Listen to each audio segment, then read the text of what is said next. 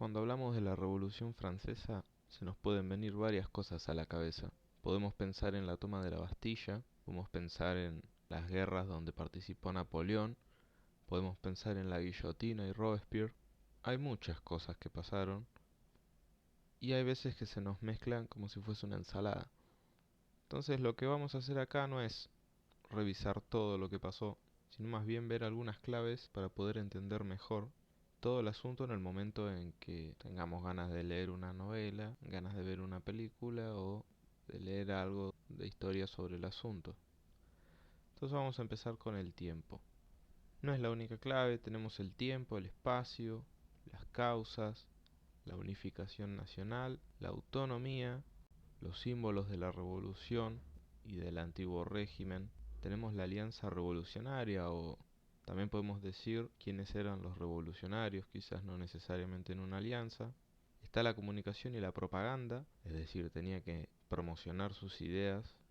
Estaba el contexto europeo, porque al fin y al cabo Francia estaba metida en Europa y lo que pasaba en Europa afectaba a Francia y viceversa. Y por último tenemos el legado, es decir, qué es lo que dejó la revolución. Entonces bien, empecemos. Con respecto al tiempo, el inicio es bastante fácil. Normalmente se suele tener en cuenta la toma de la Bastilla de 1789 como el comienzo. Algunos tienen en cuenta algunos antecedentes, algunas revueltas, rebeliones, pero no hay mucha discusión. Ahora bien, con respecto al final, eso es más debatible. Puede que algún día veamos que alguien considera que la revolución termina con la llegada de Napoleón o con la llegada del Directorio, donde empieza a tomar fuerza la figura de Napoleón, pero todavía no está en la cumbre del poder. O hay algunos que incluso creen que termina con la caída de Napoleón en 1815 o en 1848 con las revoluciones que azotaron Europa. Lo importante acá es que ustedes comprendan que siguen habiendo varias fechas que son tenidas en cuenta y que el día de mañana si ven algo pueden que estén leyendo o escuchando a alguien que considera que una fecha puede ser distinta a la que uno tiene en mente y que por eso puede a veces generar confusión. En segundo lugar tenemos el espacio. ¿Dónde ocurrió esto? En Francia, claro, pero el problema viene cuando pensamos la revolución como un hecho ocurrido solo en París. Está bien, París fue el centro, París era donde se desarrollaba la mayor parte de la política, donde vamos a ver todo el problema de la Asamblea Nacional, donde vamos a ver a las distintas fuerzas políticas, pero no fue el único lugar. También tenemos a las ciudades como Marsella o a la Francia profunda, que no es que toda la Francia profunda sea una, sino que hay distintas partes de Francia donde la situación va a ser distinta y donde va a predominar una fuerza revolucionaria o contrarrevolucionaria. En cuanto a las causas, normalmente se habla de las causas económicas sumadas al descontento de la burguesía. Es cierto, Francia tuvo problemas económicos, se había metido en la independencia de los Estados Unidos, los ayudó para debilitar a su rival europeo. Eso le generó problemas, no tenía de dónde sacar el dinero y tuvo que apoyarse en la burguesía. Ahora bien, los burgueses, al ver que tenían poder económico, al ser conscientes de su capacidad económica, comenzaban a desear también tener un peso político que no lograban conseguir porque la nobleza los bloqueaba. Esto hizo que lógicamente estén descontentos. También es cierto que hubo problemas con las cosechas, hubo escasez, lo que generó que el precio de los alimentos subiera, afectando no solo al campo, sino que el problema llegó a la ciudad, donde los trabajadores tenían un salario que cada vez les servía para comprar menos alimentos. Entonces tenemos el descontento de la burguesía y de los trabajadores urbanos. A todo esto hay que agregarle el descontento de los campesinos, que tenían cada vez impuestos más pesados. Pero ahora bien, los campesinos ya se habían rebelado. Se rebelaban para luchar contra lo que creían injusto, porque no podían pagarlo, no podían afrontarlo.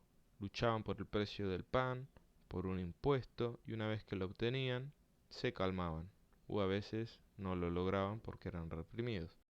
Pero entonces, si esto ya había pasado, ¿qué es lo que cambia?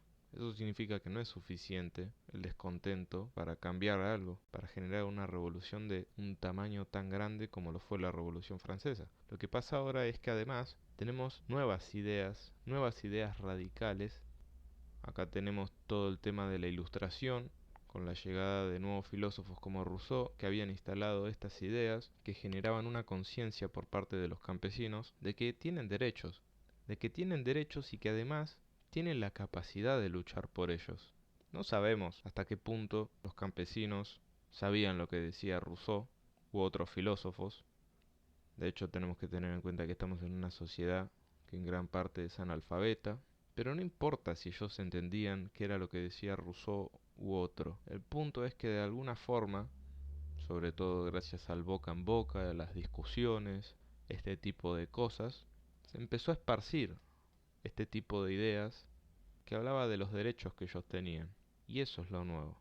Ahora bien, tratar de diferenciarlo entre causas políticas, sociales, económicas y culturales no tiene sentido. Lo que tenemos que tener en cuenta es que todas están involucradas.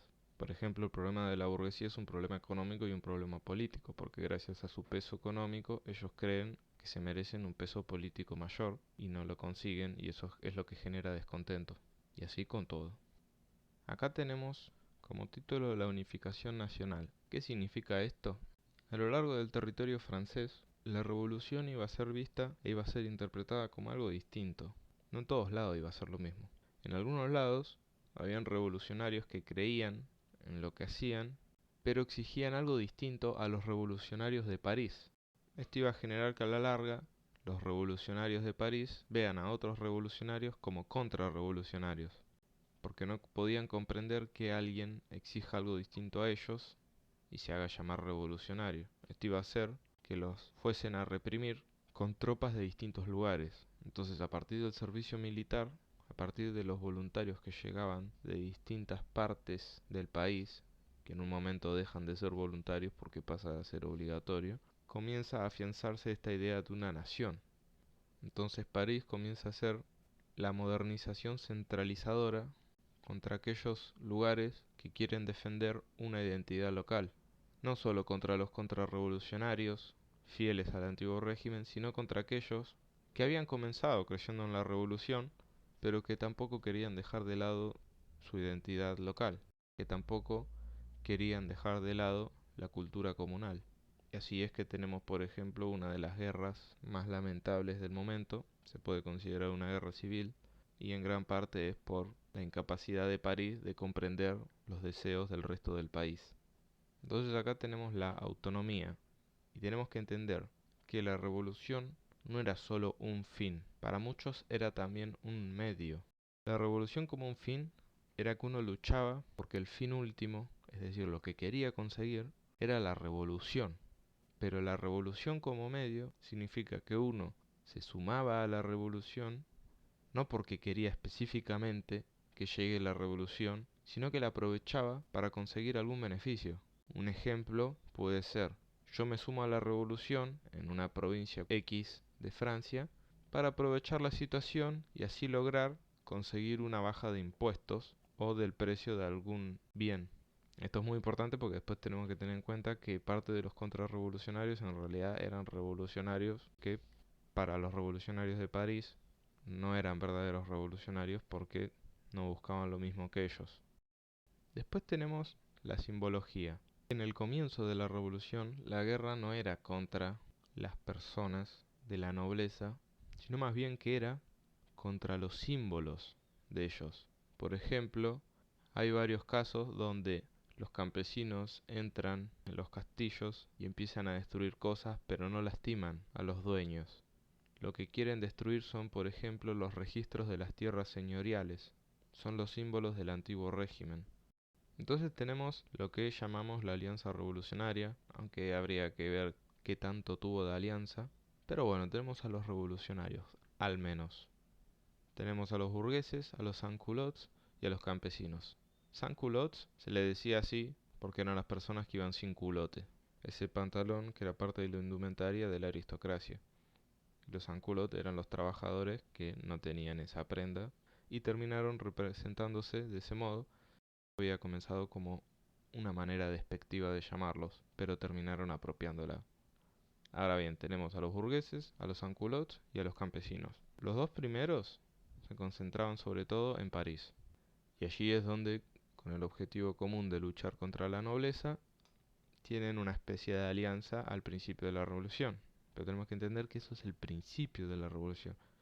Con el tiempo, cuando la burguesía alcance el poder político, va a tener diferencias con los sans-culottes, y por eso vamos a ver que si después leemos o vemos que luchan entre ellos y parece raro, es por eso, porque la revolución fue larga y los que en un momento fueron aliados, después fueron enemigos. Y también tenemos a los campesinos, que yo les decía, de estos revolucionarios de la Francia profunda que después terminaban luchando contra los revolucionarios de París porque sus objetivos eran distintos. Una vez más, en un principio tenían un enemigo común, pero después cuando ese enemigo común es derrotado, los objetivos para el futuro son distintos y muchos son catalogados de contrarrevolucionarios. Después tenemos la comunicación y la propaganda. Acá hay un montón de cosas a tener en cuenta. Por ejemplo, si queremos hablar de los jacobinos, tenemos a los amigos de la Constitución de Toul, que era una agrupación voluntaria que discutían y se conectaban con clubes jacobinos del resto del país. Sociedades filiales que también interactuaban entre ellas a través de la correspondencia, que era el método de comunicación de la época. Con esto lo que lograban era tener control y supervisión de los clubes pequeños, lograban mediar y distribuir las publicaciones y los llamamientos, y también podían tomar iniciativa para difundir y afianzar lo que serían las fuerzas revolucionarias en esa red de sociedades fraternas. Ahora bien, también tenemos que tener en cuenta que estamos hablando de una sociedad que en su mayoría era analfabeta. Por lo tanto, la palabra escrita no siempre podía ser útil para comunicarse. Entonces, los cantos tomaron gran importancia como forma de expresión. Eran cantos satíricos, normalmente eran canciones conocidas por la mayoría, pero que se le cambiaba la letra para darle un nuevo significado. Otra de las formas de propaganda era a través de las imágenes, ya que no requería que uno sepa leer. Así todo también había periódicos. Antes solían tener una tirada mensual y poco a poco para estos tiempos se empezó a hacer semanal y en algunos casos hasta diario. ¿Y qué era el lenguaje que se utilizaba? Normalmente se habla de que con la revolución aparece la enciclopedia, pero eso no se construye de un día para el otro. Y en el entretanto hay que utilizar algún lenguaje. Entonces, el lenguaje que se utilizaba era el religioso, porque era el que todos conocían. Pero ese vocabulario ahora era aplicado a la política. Es decir, seguían existiendo las mismas palabras, pero empezaban a tener otros significados. Con respecto al contexto europeo, acá tenemos que tener en cuenta tres cosas. La invasión que realiza Francia sobre los países vecinos, la creencia extranjera de que Francia se debilitaría por la revolución y el hecho de que la guerra facilita el establecimiento del terror. En cuanto a la primera, lo que tenemos que tener en cuenta es que muchos veían de buen agrado que Francia invadiese su propio país porque creía que con eso iba a traer la revolución. El problema es que Francia creía en la supremacía de la gran nación, tenía un afán hegemónico expansivo, por lo tanto, demostraba una gran xenofobia. Cuando, por ejemplo, invadió Bélgica, se lo consideró como una conquista, más que una liberación, y Bélgica fue utilizada para financiar el aparato bélico francés. También tenemos el caso de las Provincias Unidas neerlandesas, que cuando fueron invadidas, fueron requisadas las obras de arte. Con respecto a la creencia extranjera de que Francia se iba a debilitar, lo importante acá es tener en cuenta que todos esos estados monárquicos no defendieron a Francia ante la revolución.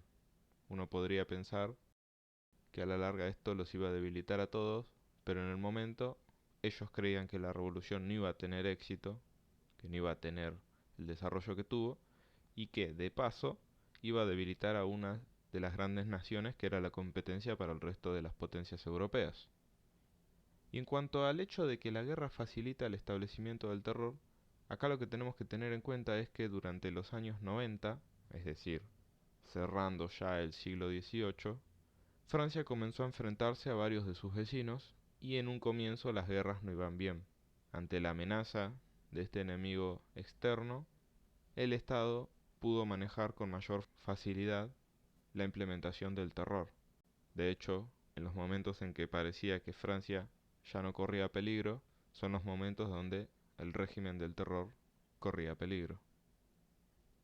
Entonces, es interesante porque si nosotros queremos tener en cuenta los problemas políticos internos, tenemos que tener siempre en cuenta en qué fecha estamos hablando, porque va a ser vital que pensemos qué estaba ocurriendo en el contexto internacional, o por lo menos en el europeo. Francia se estaba enfrentando a alguien, eso nos va a ayudar a entender por qué hubo terror y por qué pudo ser llevado a cabo. Entonces, por último, tenemos el legado. Una de las cosas más famosas de la revolución es el lema de libertad, igualdad y fraternidad. Pero no es lo único. Otra de las grandes cosas que deja la revolución son estas nuevas formas de formación colectiva de la opinión, movilización y acción de las masas populares. Y también la idea de la factibilidad democrática de una revolución según el modelo de París. Porque ahora, si alguien pensaba en hacer una revolución, si alguien quería cambiar algo, no tenía que recurrir a su imaginación.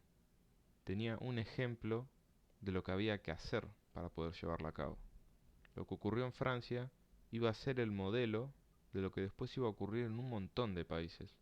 Cada uno a su forma, porque cada país es distinto, pero por lo menos había un modelo.